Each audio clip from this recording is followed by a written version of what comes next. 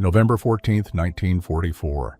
The transport truck rattled through the dusty roads of West Texas, carrying its cargo of exhausted women toward an uncertain fate. Inside, 28 German prisoners of war sat in tense silence, their bodies swaying with each bump and turn. They wore the remnants of their Wehrmacht auxiliary uniforms, now stained and torn from weeks of travel across the Atlantic and through American processing centers. Their faces reflected a mixture of fear, defiance, and something else that none of them wanted to admit: hunger so profound it had become a constant companion. 23-year-old Marlene Weber pressed her palm against her stomach, trying to quiet the growling that had become almost embarrassing in its persistence. She hadn't eaten a full meal in over 6 weeks, not since her capture near the French border. The processing centers had provided minimal rations, just enough to keep prisoners alive, but never enough to satisfy. She had lost count of how many times she had dreamed of her mother's potato soup, simple and thin as it was. Even that meager dish from her childhood seemed like a feast compared to the watery broth and hard bread that had sustained her through captivity. Beside her, Greta Hoffman stared out the small window at the passing landscape. The vastness of Texas overwhelmed her, endless plains stretching toward horizons that seemed impossibly distant. Everything about America felt oversized and strange. The German women had been told many things about their enemy during their service to the Reich. They had been assured that Americans were soft, decadent, and cruel to their prisoners. They had been warned to expect harsh treatment, torture perhaps, and certainly starvation as revenge for Germany's actions in occupied territories. The truck slowed, and through the dust-covered window, Marlene caught her first glimpse of their destination. Camp Swift sat on the outskirts of Bastrop, Texas, a sprawling facility that had been hastily converted to house the unexpected influx of German women prisoners.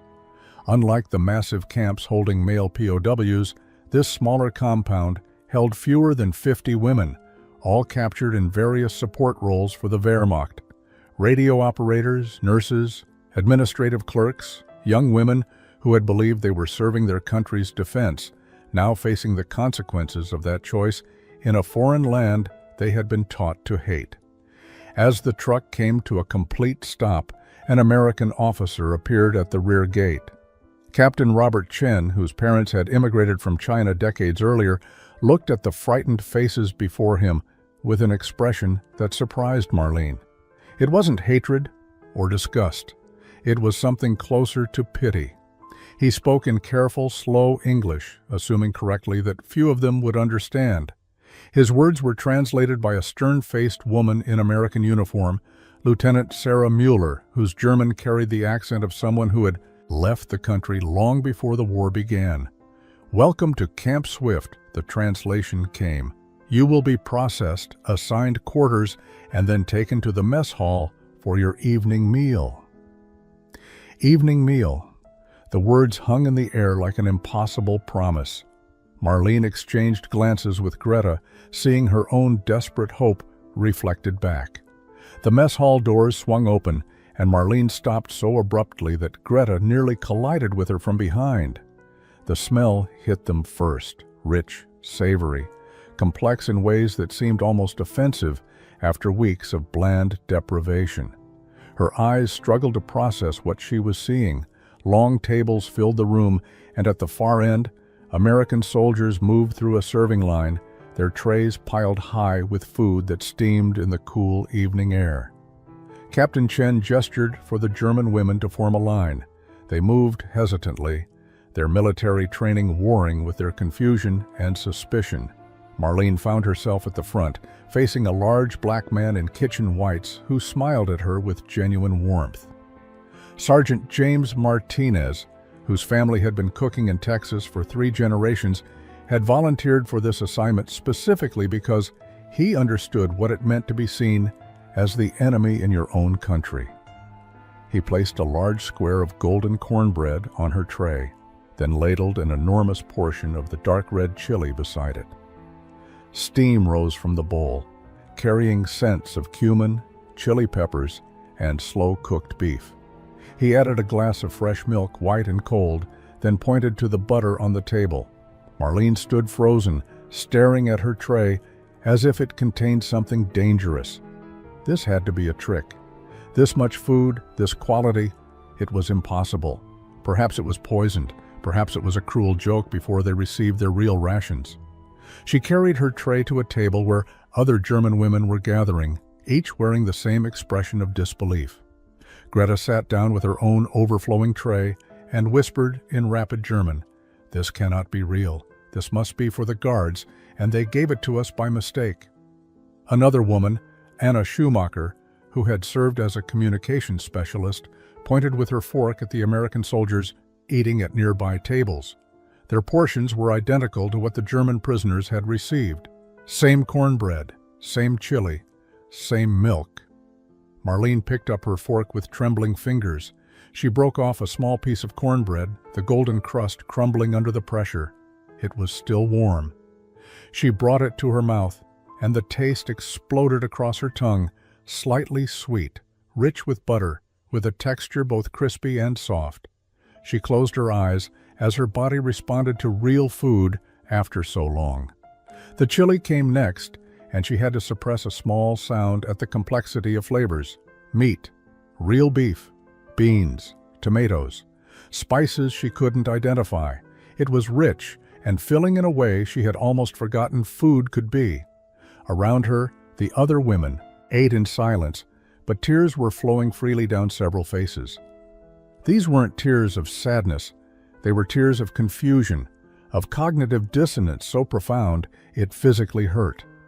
Everything they had been told about Americans, about how prisoners would be treated, about the righteousness of their cause, all of it was crumbling with each bite of cornbread. Marlene couldn't stop eating, even as tears streamed down her face. Her hands moved mechanically, breaking off pieces of cornbread, spooning chili into her mouth, but her mind had traveled back to Berlin in the winter of 1943. She could see her mother's kitchen, cold and dim, rationing cards spread across the scarred wooden table. Her younger brother Klaus, only 8 years old then, crying because there wasn't enough bread to satisfy his hunger. Her mother dividing one small potato among 4 people, making soup from bones that had already been boiled 3 times before. She remembered the pride she had felt joining the Women's Auxiliary Corps. The recruiter had promised that her service would help ensure that German families would never go hungry, that the Reich was fighting to secure resources and living space for the German people. She had believed that the sacrifices at home were necessary, that their enemies were responsible for the deprivation her family endured. Now she sat in an enemy camp, eating better than she had eaten in 3 years, while her propaganda-fed assumptions dissolved like sugar in hot coffee. Greta noticed Marlene's tears and reached across the table to grip her hand. Greta's own face was wet, her eyes red. "My sister wrote me last spring," she whispered in German, her voice breaking. "She said they were eating tulip bulbs, Marlene, and we are here eating this." She gestured helplessly at her tray, at the abundance that seemed to mock everything they had been told about their enemies and their cause. Other women at the table were having similar moments of reckoning. Anna Schumacher had stopped eating altogether, staring at her half-finished meal with an expression of such profound confusion that it bordered on pain. Elsa Koch, who had lost her husband at Stalingrad, was eating with desperate intensity, as if she could consume enough food to fill the void his death had left. Frieda Zimmermann kept touching the glass of milk, running her finger along the condensation, unable to believe that such luxury was being offered to prisoners. Sergeant Martinez watched from the serving line, his heart breaking for these young women who were clearly wrestling with something deeper than simple hunger. He had seen many prisoners pass through this mess hall over the past year, but he had never witnessed anything quite like this. Most male prisoners ate with sullen resignation or forced gratitude. These women ate like people whose entire worldview was collapsing with every bite. Lieutenant Muller stood near the wall, observing with clinical detachment. She had left Germany in 1933, seeing what was coming before most of her countrymen understood the danger. She felt no sympathy for these women who had served the Reich, but she recognized the cognitive dissonance playing out before her. She had experienced her own version of it when she first came to America and discovered that everything she had been taught about this country was filtered through European prejudice and ignorance. Sergeant James Martinez had learned about prejudice long before he ever put on an American uniform. His grandfather had come to Texas from Mexico in 1898, following work and opportunity across a border that felt more fluid then. His father had been born in San Antonio, making James a second-generation American, but that hadn't stopped the suspicious looks, the comments about his loyalty, or the questions about whether Mexicans could really be trusted to serve in the American military. He had volunteered for kitchen duty at Camp Swift specifically because he understood what it meant to be judged before you opened your mouth. He had watched the German women file into his mess hall that first night, seeing not enemies, but frightened young people far from home, caught up in forces larger than themselves. He recognized the fear in their eyes because he had seen similar fear in the eyes of Japanese-American families being loaded onto buses headed for internment camps 2 years earlier. The morning after that first dinner, Martinez arrived at the kitchen before dawn to begin preparing breakfast. He made his biscuits from scratch, cutting cold butter into flour with practiced efficiency. He fried eggs, made gravy, and prepared grits the way his grandmother had taught him. When the German women filed in for their first breakfast, he watched their faces carefully, trying to gauge their reactions to foods that would be even more foreign to them than dinner had been. Marlene approached the serving line with visible hesitation. Martinez smiled at her and held up a biscuit. "Biscuit," he said slowly, pointing to it. "Biscuit." She repeated the word carefully, her German accent making it sound like Biscuit. He nodded encouragingly and placed 2 on her plate. He pointed to the gravy. "Gravy, gravy." Again she repeated it, and he ladled a generous portion over her biscuits. He showed her the eggs, the grits, explaining each item in simple English, speaking slowly enough that she could begin to associate words with food. By the 3rd day, other women had joined this informal language lesson during meal service. Greta learned the word for milk. Anna mastered coffee. Elsa could identify bacon, eggs, and toast. Martinez realized he was teaching them more than vocabulary. He was teaching them that Americans could be patient, kind, and genuinely interested in helping them understand this strange new world they found themselves in. He began bringing recipe cards to meals, showing them pictures and ingredients for traditional American dishes.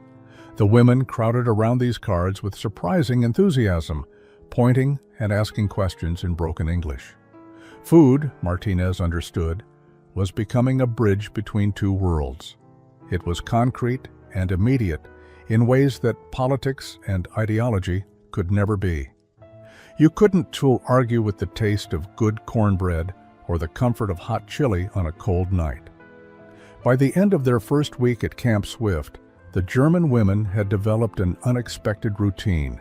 Meal times became the center of their daily existence, not just for the food itself, but for the strange sense of normalcy that accompanied them. Marlene found herself arriving at the mess hall early, helping Sergeant Martinez set up tables and learning the English names for utensils, plates, and serving dishes. Fork, spoon, knife, bowl. Each word felt like a small victory over the confusion that had defined her first days in captivity. Martinez noticed her aptitude for language and began expanding his lessons beyond simple vocabulary. He taught her phrases that would help in the kitchen. "Please pass the salt." "May I have more water?" "Thank you very much." His patient repetition and gentle corrections made learning feel safe rather than threatening. Marlene discovered she had a talent for mimicking sounds, and her pronunciation improved rapidly. Other women began asking her to translate, creating an informal hierarchy where Marlene became the bridge between German prisoners and American staff. The food itself continued to astonish them. Martinez rotated through a variety of traditional Texas dishes, each one revealing new dimensions of American abundance. On Monday, they ate chicken fried steak with cream gravy. On Tuesday, barbecued brisket with coleslaw and potato salad. Wednesday brought fried catfish with hush puppies. Thursday featured pork chops with black-eyed peas and collard greens. Each meal came with cornbread, that golden constant that had become a symbol of their transformed circumstances. Greta, who had worked in a Berlin office before the war, began keeping a small notebook where she sketched the meals and wrote down the English words Martinez taught them. Her drawings were surprisingly detailed, showing the arrangement of food on plates, the textures of different dishes, the way steam rose from hot bowls. She labeled everything in both German and English, creating a visual dictionary of their culinary education. Other women borrowed her notebook to study, treating it like a sacred text that might help them decode the mysteries of American culture. The transformation wasn't just linguistic or culinary. Something deeper was happening to the women's relationship with their captors. Private Wilson, a young guard from Oklahoma, had started joining Martinez during the informal language lessons. He taught them the English words for weather, for animals they saw around camp, for emotions: happy, sad, confused, grateful. That last word became particularly important: grateful. The women practiced saying it, understanding that it described the complicated feeling that was growing inside them. Anna Schumacher, always the most analytical of the group, voiced what others were thinking during their evening meal on the 10th day.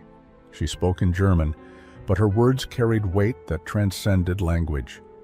They are not treating us like prisoners. They are treating us like guests who will eventually leave, but also like students they hope will learn something important while they are here. She paused, stirring her chili thoughtfully. I think perhaps we are learning something we were never supposed to know, that our enemies are not actually our enemies at all. December 24, 1944, arrived with unseasonably cold weather for Central Texas. The German women had been at Camp Swift for 6 weeks, and Christmas approached with a mixture of homesickness and anticipation that surprised them all. Marlene had written to her family in Berlin, but had received no response. Mail from Germany was sporadic at best, and she tried not to imagine the worst. Instead, she focused on the present moment, on the unexpected community she had found in this strange place. Captain Chen had been planning the Christmas celebration for weeks, consulting with Martinez about the menu and with Lieutenant Muller about appropriate ways to acknowledge the German prisoners' own traditions. The result was a feast that would have seemed impossible in wartime Europe. The mess hall had been decorated with pine branches cut from nearby trees, their fresh scent filling the room. Red ribbons, donated by local churches, added color to the military gray and green of the camp's usual aesthetic. When the women entered the mess hall on Christmas Eve, they stopped collectively at the doorway. The tables had been arranged in a large square, and in the center sat a feast unlike anything they had seen even in their first days at camp. 2 massive turkeys, golden brown and glistening, ham studded with cloves and glazed with honey, cornbread dressing made with sage and onions, sweet potato casserole topped with pecans, green beans cooked with bacon, mashed potatoes with butter pooling in the center, cranberry sauce, rolls, and in the middle of it all, 3 pecan pies that Martinez had spent the afternoon perfecting. Greta grabbed Marlene's arm so tightly it hurt. "This is not real," she whispered in German. "This cannot be real." But it was real, and as Captain Chen invited them to sit, explaining through Lieutenant Muller that this was a traditional American Christmas dinner, the women took their places with trembling hands. American soldiers sat among them, not as guards but as fellow diners, passing dishes and serving food with the casual ease of a family gathering. Martinez had taught Marlene enough English that she could understand Captain Chen's brief speech before the meal. "Christmas is about hope," he said simply. "Hope that even in the darkest times there is light. Hope that enemies can become friends. Hope that tomorrow can be better than today." His words were translated, but Marlene understood them before Lieutenant Muller finished speaking. The meal was eaten in relative silence, but it wasn't the tense silence of their first dinner. It was the silence of people overwhelmed by sensory experience and emotional complexity. Frida Zimmerman wept quietly into her napkin, remembering the last Christmas she had spent with her husband before Stalingrad. Elsa Koch savored each bite of turkey as if committing the taste to permanent memory.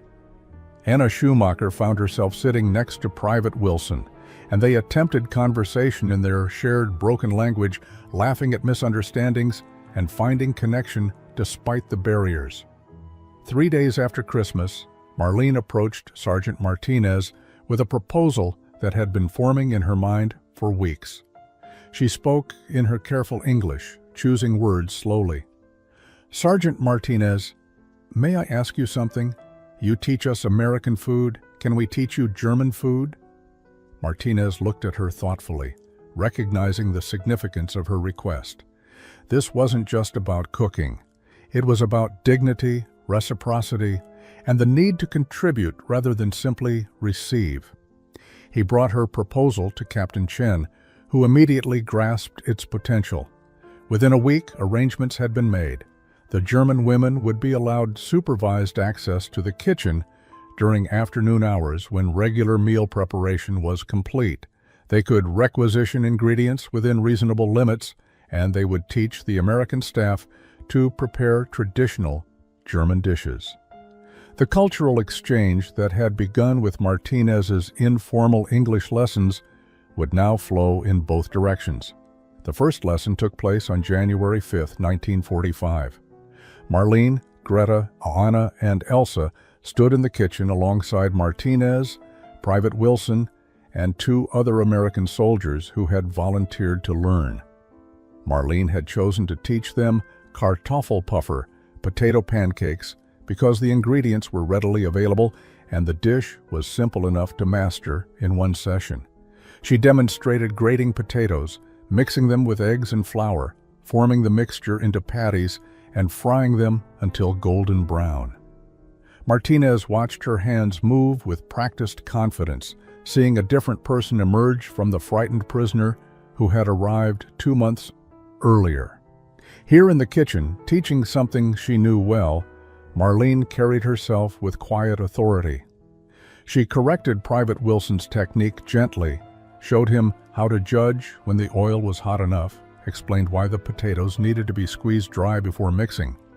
Her English flowed more naturally when discussing something familiar, and Martinez noted how teaching seemed to unlock linguistic abilities that stress had kept hidden. The Kartoffelpuffer were served with applesauce at dinner that evening, alongside the regular meal. American soldiers tried them with curiosity, many going back for seconds. The German women ate them with expressions of such profound nostalgia that several guards looked away, uncomfortable witnessing such raw emotion. For Greta, these simple potato pancakes tasted like her grandmother's kitchen in Munich. For Anna, they recalled Sunday breakfasts before the war. For Marlene, they were a connection to a life that felt increasingly distant and increasingly questionable. The cooking lessons became a regular feature of camp life. Each week, different women taught different dishes. Spätzle, those small egg noodles that were a staple of southern German cooking. Sauerbraten, though Martinez had to substitute ingredients to approximate the traditional preparation. Stollen, the Christmas bread that they made in January because the holiday itself had been too overwhelming. Schwarzwälder Kirschtorte Black Forest cake, which required Martinez to special order cherries and chocolate. February brought the first letters from Germany, arriving in batches that had been delayed by winter storms and the chaos of war. Lieutenant Muller distributed them during evening formation, calling out names in alphabetical order. Marlene's name was called third. She accepted the thin envelope with shaking hands, recognizing her mother's careful handwriting on the front. The postmark was dated December 8, 1944, Nearly 2 months earlier, she waited until she was alone in her bunk to open it. The letter was short, written on paper so thin she could see through it to the words on the other side. Her mother's usually neat script was cramped and uneven, as if written by someone whose hand trembled with cold or hunger or both. Marlene read the German words slowly, each sentence landing like a physical blow. Her father had been killed in an Allied bombing raid in November. Her brother Klaus, now 10 years old, had been evacuated to the countryside with other children. Her mother was living in the basement of their bombed apartment building with 3 other families, sharing one room and whatever food they could obtain through increasingly worthless ration cards. The most devastating paragraph came near the end. "We are eating things I never imagined we would eat. Potato peels, grass soup. Yesterday, Frau Müller boiled leather scraps from an old boot to make something that resembled broth. Klaus cries from hunger when he visits. I have nothing to give him, nothing. And I think of you, my darling daughter, and I pray that wherever you are being treated mercifully. I pray that you have food. I pray that you are alive." Marlene sat on her bunk holding the letter, unable to cry, unable to move. She had just eaten dinner, pot roast with carrots and potatoes, cornbread, apple pie. She had eaten until she was satisfied, even comfortable full. And then she had taken a second piece of cornbread because Martinez always encouraged them to eat as much as they wanted. While she was eating second helpings of American abundance, her mother was boiling leather and her brother was crying from hunger. Greta received similar news. Her family in Hamburg had lost their home to fire bombs. Her sister, the one who had written about eating tulip bulbs, had disappeared. No one knew if she had been killed in the raids or had fled to the countryside or was simply lost in the chaos of refugees moving through destroyed cities. Anna's letter brought news that her younger brother had been conscripted at 16 and sent to the Eastern Front. He was now missing. Elsa learned that her parents had died during the winter, whether from bombing or starvation or disease. The letter didn't specify. That night, the German women gathered in their barracks and wept together. They wept for their families, for their country, for the impossible situation they found themselves in. They were safe. They were fed. They were warm. And that safety felt like a betrayal of everyone they loved who was suffering while they lived in enemy comfort. The cognitive dissonance that had begun with their first meal of cornbread and chili had now become a moral crisis that none of them knew how to resolve. The guilt transformed into frenzied activity. Marlene threw herself into kitchen work with an intensity that worried Martinez. She arrived before dawn and stayed until late evening, kneading bread, chopping vegetables, scrubbing pots until her hands were raw. The physical labor provided temporary relief from the mental anguish of knowing her family starved while she lived in abundance. If she worked hard enough, moved fast enough, perhaps she could earn the food she was eating. Perhaps she could transform undeserved mercy into something that resembled justice. Greta joined her in this desperate productivity. Together they reorganized the entire pantry, cataloging supplies, and creating inventory systems that impressed even the meticulous Captain Chen. They volunteered for every kitchen duty, every cleaning task, every project that needed hands and time. Anna took over the camp's mending, repairing uniforms and linens with stitches so small they were nearly invisible. Elsa, who had some medical training, began assisting the camp nurse, caring for minor injuries and illnesses with a gentleness that seemed to channel all her grief into healing. Martinez recognized what he was witnessing. These women were trying to atone through action, attempting to balance an equation that could never be balanced. He let them work, understanding that they needed this outlet, but he also watched carefully for signs that their guilt was becoming destructive. He noticed Marlene sometimes skipping meals, and he began insisting she eat at least a small portion before returning to work. He saw how Greta's hands trembled when she wrote letters home, and he quietly left extra paper and stamps where she could find them. The other American staff responded with surprising compassion.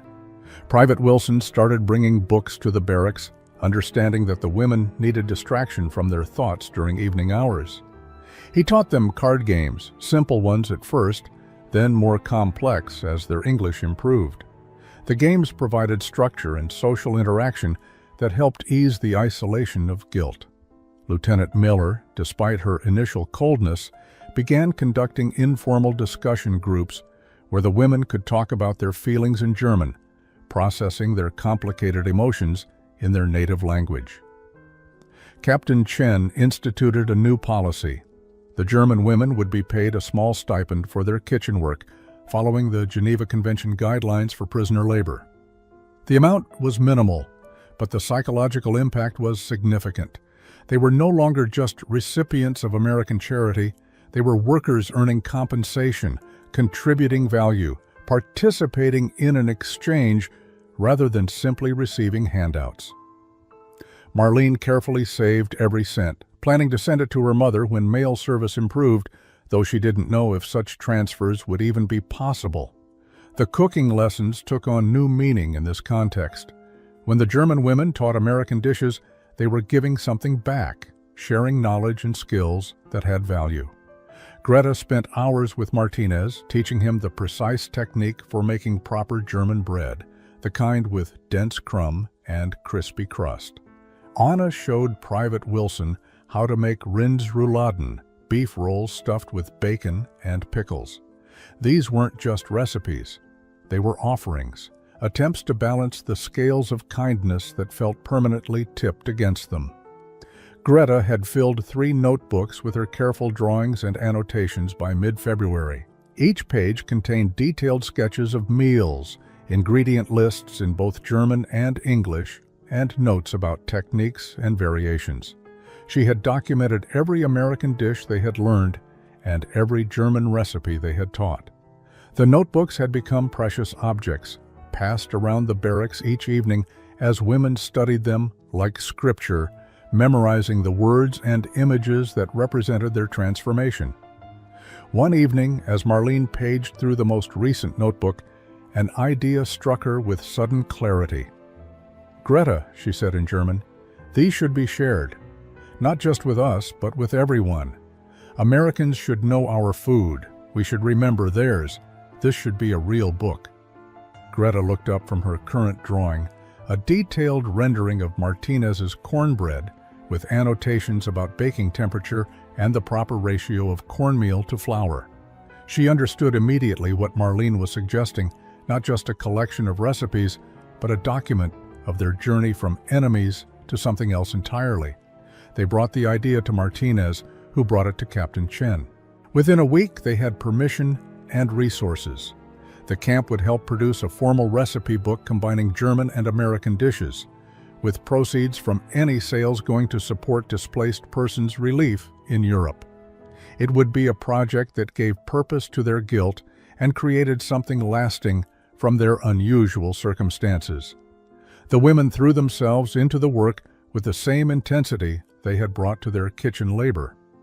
Marlene became the primary translator, converting German recipes into English and ensuring American recipes were accurately described in German. Her language skills had improved dramatically over 3 months, and she discovered she had a talent for finding English words that captured not just the literal meaning, but the emotional resonance of cooking terms. Greta expanded her drawings, creating full-page illustrations of finished dishes that were small works of art. Anna wrote introductions for each section, explaining the cultural significance of different foods and the traditions surrounding them. The recipe book became a community project. American soldiers contributed family recipes, wanting their mother's dishes represented alongside the German contributions. Private Wilson provided his grandmother's recipe for buttermilk biscuits. Another guard shared his wife's chocolate cake. Martinez contributed his own family's recipes for tamales and enchiladas, adding a third cultural dimension to the collection.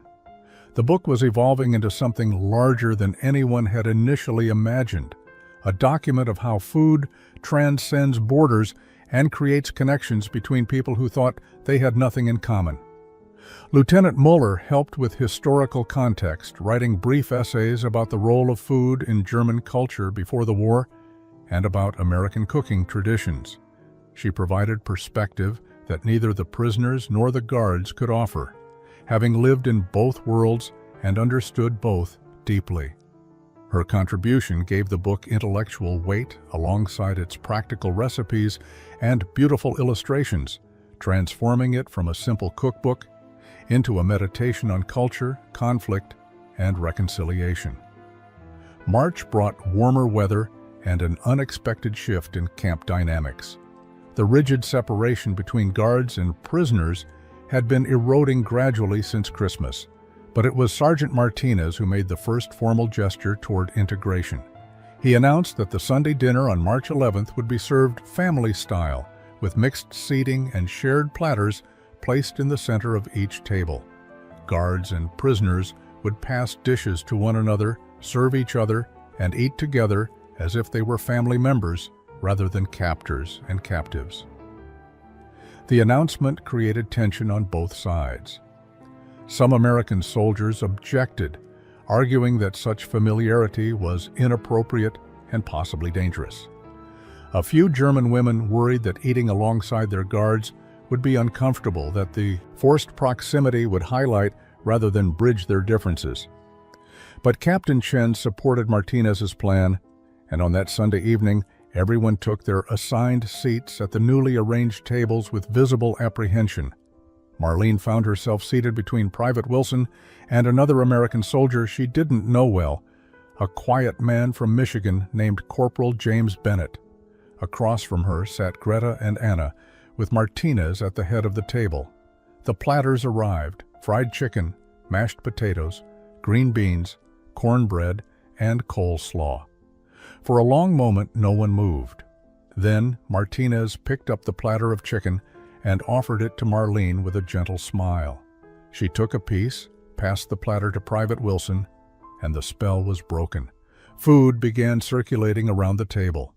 Private Wilson tried to compliment Greta's drawing skills in his halting German, making everyone laugh when he accidentally said she drew like a potato instead of beautifully.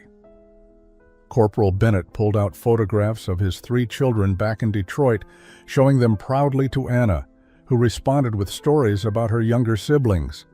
The conversation was awkward and frequently punctuated by misunderstandings, but it was genuine. They were talking to each other as people rather than as abstractions defined by nationality or military status. Subsequent Sunday dinners followed the same pattern, and the quality of conversation improved as language barriers diminished and comfort levels increased.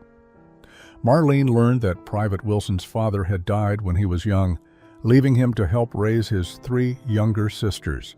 She shared her own story about losing her father in the bombing, and they found unexpected common ground in their grief. Greta discovered that Corporal Bennett loved classical music, particularly Beethoven, and they spent entire meals discussing their favorite compositions, communicating through humming melodies when words failed. These shared meals revealed what propaganda had obscured. The American soldiers weren't monsters or decadent weaklings. They were farmers' sons, factory workers, teachers, and shopkeepers who had been drafted into a war they hadn't started. The German women weren't fanatical Nazis or willing participants in atrocities. They were secretaries, nurses, and radio operators who had believed they were serving their country's legitimate defense. Both groups were caught in forces larger than themselves, and over plates of fried chicken and bowls of mashed potatoes, they recognized their shared humanity. Captain Chen's 40th birthday fell on March 28, 1945. His wife had sent a package from California containing family photographs and a letter describing their young son's progress in school. The letter left him homesick and melancholy, a rare emotional state for the usually composed officer.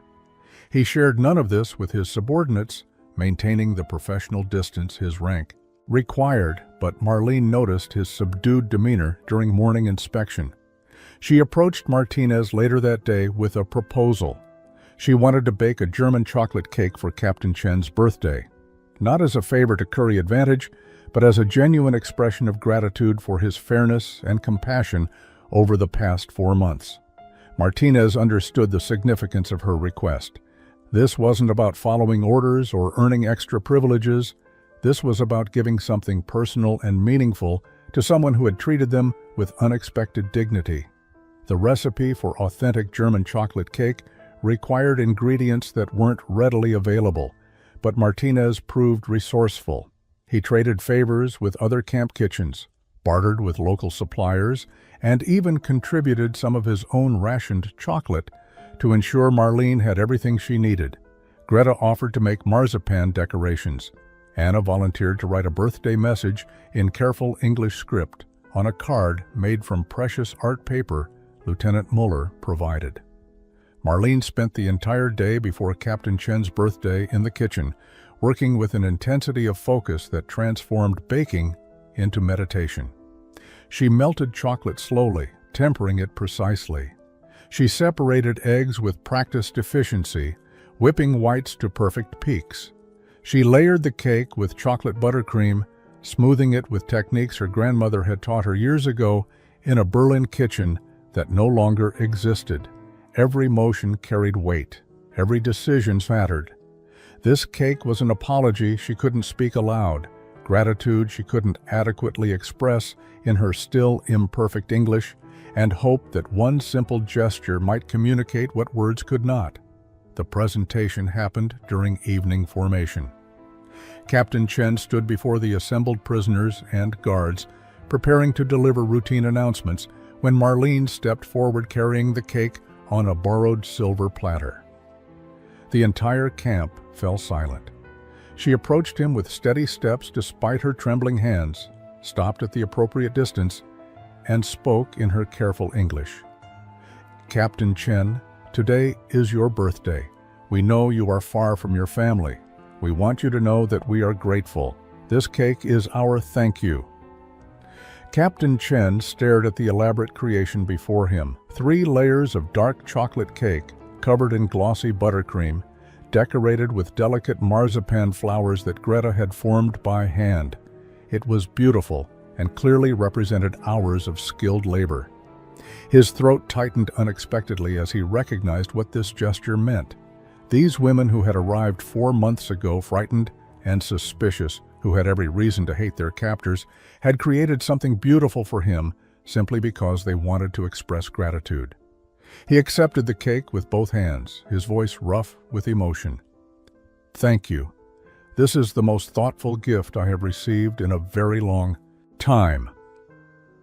That evening, the cake was shared among everyone at camp, guards and prisoners together, each slice representing a small victory over hatred and division. May 8, 1945 arrived with news that spread through Camp Swift like wildfire.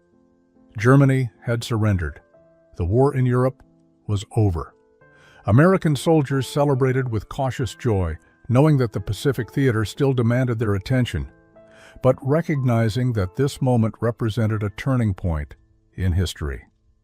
For the German women prisoners, the announcement brought not celebration but profound uncertainty about what surrender meant for their futures and the futures of their families still in Germany. Marlene stood in the barracks holding a letter she had received just that morning from her mother. The letter was dated March 15th, nearly 2 months old, and the news it contained felt ominously relevant to the current moment.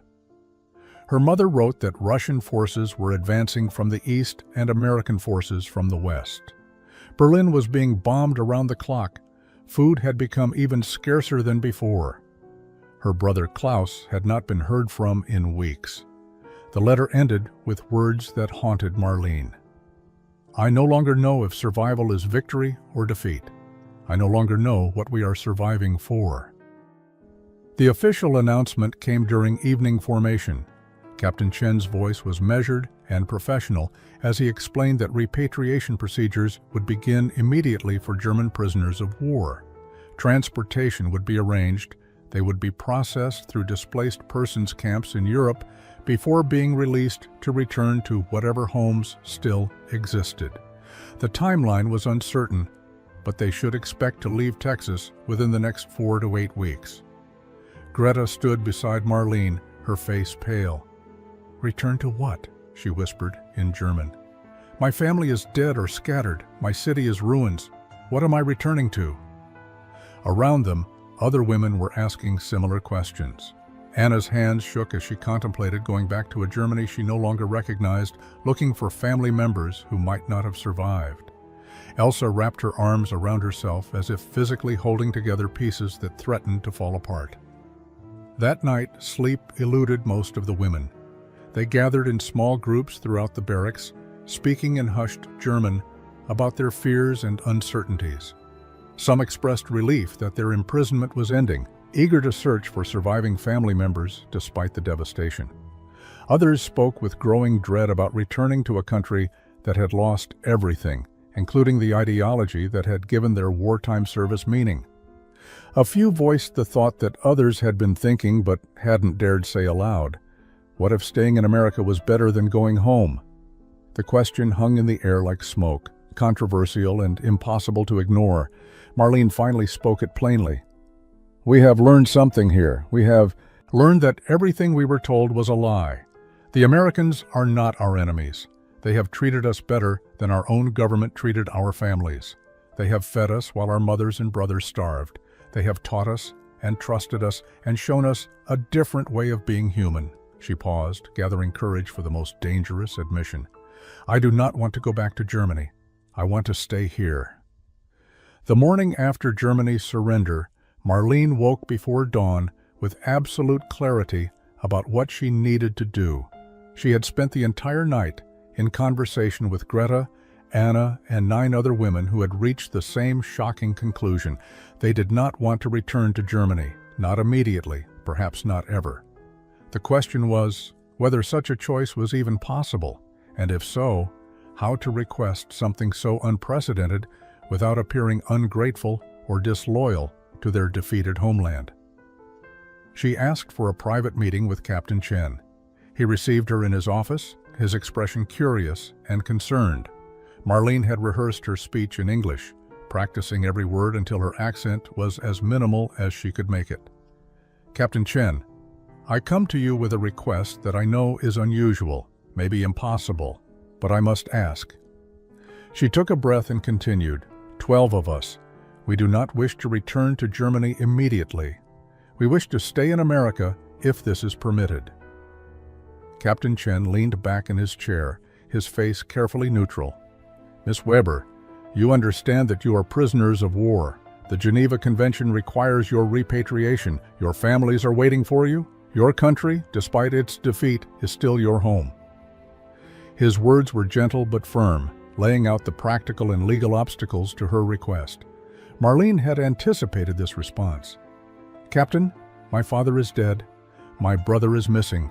My mother lives in a basement with strangers, eating potato peels and grass. If I return, I will be one more mouth she cannot feed, one more person suffering in a country that no longer exists as we knew it. Here, I have learned skills. I have learned English. I have learned that I can work and contribute and become something more than I was."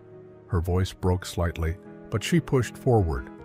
"More than this, Captain, I have learned what America truly means. Not the propaganda we were taught, but the real thing, the kindness, the abundance, the possibility that people can change and be forgiven and start again." The other 11 women had requested to be present for the official petition. They stood in Captain Chen's office that afternoon, presenting their case collectively. Greta explained that her entire family was dead or disappeared. Anna spoke about her fear of returning to a country where women who had served the Wehrmacht might face retribution from both occupying forces and their own countrymen. Elsa, always the most articulate, made the moral argument. "We were part of something terrible, even if we did not know. How terrible at the time. Going back to Germany feels like running away from the knowledge we have gained here. Staying in America feels like accepting responsibility to become better people." Captain Chen listened to each woman's story, taking notes and asking clarifying questions. When they finished, he was quiet for a long moment, Finally, he spoke with characteristic honesty. "What you are asking is unprecedented. I have never heard of prisoners of war requesting to remain in captivity rather than accept freedom. The legal implications alone are staggering, but I understand your reasoning and I will forward your request to my superiors in Washington with my full support." Captain Chen's report to Washington created unexpected ripples throughout Central Texas. The story of 12 German women prisoners requesting to remain in America rather than return home reached local newspapers within days. The Bastrop Advertiser ran a front-page article titled "Enemy Prisoners Choose America Over Homeland." The Austin American Statesman picked up the story, followed by papers in Houston and Dallas. What could have been a controversy instead sparked something remarkable across Texas communities. The first sponsor offer came from an unexpected source. Mrs. Dorothy Patterson, a widow who ran a small restaurant in Bastrop, wrote directly to Captain Chen. Her letter explained that her only son had been killed at Normandy and she had spent months consumed by hatred for all Germans. But reading about these young women, who had discovered the truth about their own country's evil and chosen to embrace American values instead, had moved her deeply. She offered to sponsor Marlene specifically, providing housing and employment at her restaurant if permission was granted. Within a week, Captain Chen's office was flooded with similar letters. A farming family in nearby Elgin offered to sponsor Greta, needing help with their dairy operation and willing to teach her the business. A hospital in Austin expressed interest in sponsoring Anna, who had demonstrated nursing aptitude during her imprisonment. The Henderson family, who had been visiting the camp as part of a church outreach program, offered to sponsor 2 women. Local businesses, church groups, and individual families stepped forward with housing offers, job opportunities, and promises of support. The response wasn't universally positive. Some veterans organizations protested, arguing that German prisoners should not receive special treatment, while American soldiers were still fighting in the Pacific. Angry letters appeared in newspaper editorial sections, questioning whether enemy nationals could ever truly become loyal Americans. A few local residents organized a small protest outside Camp Swift, carrying signs demanding that all German prisoners be sent home immediately without exception. But the supporters outnumbered the critics. Reverend Thomas Mitchell of First Baptist Church in Bastrop organized a coalition of religious leaders who wrote a joint letter to the War Department endorsing the women's request. They argued that showing mercy and offering redemption was fundamentally American, reflecting the nation's highest values rather than contradicting them. Local business owners pointed out that Texas would need workers in the post-war economy, and these women had already demonstrated skills, work ethic, and genuine desire to contribute. Martinez became an unofficial advocate, writing his own letter to military authorities describing the women's transformation over 6 months. He detailed their work in the kitchen, their language acquisition, their genuine remorse about their country's actions, and their sincere desire to build new lives based on American principles. Private Wilson and several other guards added their endorsements, testifying to the women's character and their successful integration into camp life. Lieutenant Muller provided perhaps the most compelling testimony. As someone who had fled Germany in 1933, she understood what it meant to choose America over homeland. Her report emphasized that these women represented exactly the kind of Germans who could help build a better post-war world, people who had confronted uncomfortable truths and chosen growth over denial. June 20th, 1945, arrived with bittersweet finality. The response from Washington had come 3 weeks earlier, delivered in characteristically bureaucratic language that nonetheless represented a remarkable victory. The 12 women who had requested to stay would be reclassified as displaced persons rather than prisoners of war. They would be released into the sponsorship of approved American families and organizations, with the possibility of eventual immigration status pending security clearances and continued good behavior. The remaining 16 women who had chosen repatriation would leave for Europe the following morning. Martinez had spent 2 days preparing a farewell dinner that would honor both groups.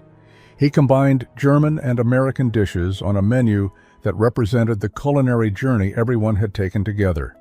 The main course was his famous Texas chili alongside traditional German sauerbraten. Side dishes included cornbread and spätzle, coleslaw and red cabbage, black-eyed peas, and potato salad. For dessert, he had made both pecan pie and the apple strudel that Greta had taught him to prepare 3 months earlier. The mess hall had been decorated with flowers from the camp garden that several women had cultivated during spring months. Someone had fashioned a banner reading "Safe Travels" and "New Beginnings" in both English and German. Tables were arranged in one large square so everyone could see each other, guards and prisoners together for this final shared meal. Captain Chen had authorized wine for the occasion, a single glass for each person, enough to toast, but not enough to diminish the solemnity of the moment. As everyone took their seats, Marlene stood to speak. She had been chosen by both groups to deliver remarks because her English had become fluent enough to express complex emotions. She spoke slowly, her accent still present, but her words clear and heartfelt. 6 months ago, we arrived at this place as enemies. We expected cruelty and received kindness. We expected punishment and received education. We expected to remain enemies and instead became something we never imagined possible. We became friends. She paused, gathering her composure before continuing. Those of us who are staying are not abandoning Germany or running from responsibility. We are choosing to carry forward what we have learned here. We are choosing to build lives that honor the mercy we have been shown. Those who are returning to Germany carry the same lessons. They will rebuild our country with the knowledge that former enemies can become partners in peace. Both choices are difficult. Both require courage. Both serve the future rather than the past. Greta stood next, speaking in German that Lieutenant Mueller translated. We came here believing America was our enemy.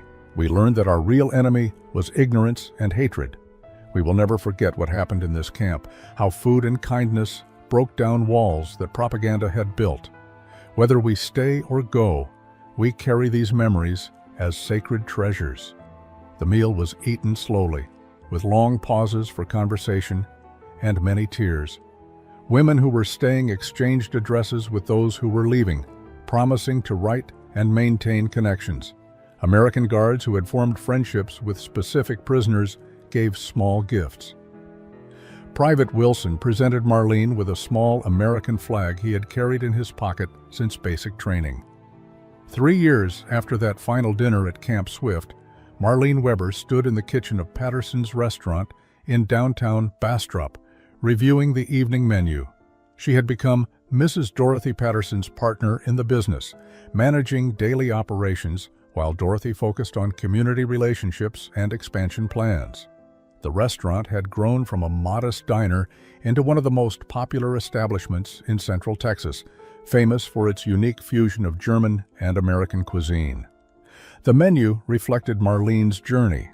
German potato pancakes were served alongside Texas-style hash browns. Sauerbraten appeared next to chicken fried steak. The restaurant's signature dish was something Marlene had invented herself, a combination of German spätzle with Texas chili that sounded strange but tasted remarkable. Food critics from Austin wrote appreciative reviews. Local residents brought visiting family members to experience the unusual but delicious combinations. Greta had found similar success on the dairy farm in Elgin. She had learned every aspect of the operation and eventually married the family's youngest son, Robert, a gentleman who had returned from the Pacific with shrapnel, wounds, and recurring nightmares. Their relationship had been built slowly on shared work and mutual respect, and their wedding the previous summer had been attended by dozens of former Camp Swift personnel, both American guards and German former prisoners. Anna had completed her nursing certification at Austin's Brackenridge Hospital and was now head nurse of the pediatric ward. She had never married, instead dedicating herself to caring for sick children. With an intensity that her colleagues recognized as both professional excellence and personal mission. She often said that every child she helped heal felt like a small repayment of the debt she owed to the country that had given her a second chance. The other 9 women who had stayed had similarly found their paths to contribution and belonging. 2 had married American soldiers they met during their imprisonment. 1 had opened a bakery in San Antonio specializing in German breads and pastries. Another had become a translator for the State Department, helping process the thousands of displaced persons arriving from devastated Europe. Each had built a life that honored the transformation they had experienced over cornbread and chili in a Texas prisoner of war camp. Letters arrived regularly from Germany, from the women who had chosen repatriation. Their stories were harder, but no less meaningful. They wrote about the challenges of rebuilding homes and lives in occupied zones, about searching for lost family members, about the daily struggle of survival in a country that had lost everything. But they also wrote about hope, about small victories, about the gradual emergence of a new Germany that rejected the ideology that had led to such devastation. Several of the women who had returned had become leaders in German-American friendship societies, working to strengthen bonds between former enemies. They carried with them stories of the kindness they had experienced in Texas, using those stories to convince other Germans that reconciliation was possible and necessary. 1975, 30 years after the war's end. Marlene Weber Patterson sat in her comfortable living room in Bastrop, watching her daughter Sarah arrange a tape recorder on the coffee table between them. Sarah was 24 years old, a graduate student at the University of Texas, working on her master's thesis about displaced persons and post-war immigration. She had grown up hearing fragments of her mother's story, but had never asked for the complete narrative until now. "Mom," Sarah began, her finger poised over the record button, "tell me about the cornbread." It was a strange way to begin an oral history interview, but Sarah had learned from her preliminary research that food had played a crucial role in her mother's transformation from enemy prisoner to American citizen. Marlene smiled at the question, recognizing its wisdom. Everything important in her story could be traced back to that first meal. "The cornbread was golden," Marlene began, her accent still present after 3 decades, but softened by years of speaking English daily. "It was warm and slightly sweet, and nothing like any bread I had ever eaten in Germany. I took one bite and I started to cry because I realized that everything I had been told about America was a lie. You see, Sarah, I had been taught that Americans were cruel, that they would torture prisoners and starve us. Instead, they gave me cornbread and chili, more food than I had seen in months, and they gave it freely without cruelty or mockery." She paused, gathering memories that were still vivid despite the passage of time. But it wasn't just the food itself. It was what the food represented. In Germany, we had been taught that strength came from hardness, from discipline, from denying weakness. The Nazis told us that compassion was weakness, and that feeding your enemies was foolish. But Sergeant Martinez, he showed me something different. He showed me that real strength comes from generosity, that you can be powerful enough to show mercy to those who cannot repay you. Sarah listened intently as her mother described the months at Camp Swift, the gradual transformation from frightened prisoner to confident contributor, the relationships built over shared meals, the recipe book that had become a symbol of cultural exchange. Marlene pulled out her original copy, the pages yellowed and stained from decades of use, still containing Greta's beautiful drawings and annotations in both German and English. "When I teach you to cook," Marlene said, her voice thick with emotion, "I am not just teaching you recipes, I am teaching you history. Every time you make cornbread, you remember that food can bridge divides between enemies. Every time you make spätzle, you remember that culture is something you carry with you even when you leave your homeland. Every time you combine them in ways that seem strange but work beautifully, you remember that different traditions can create something better together than either could alone.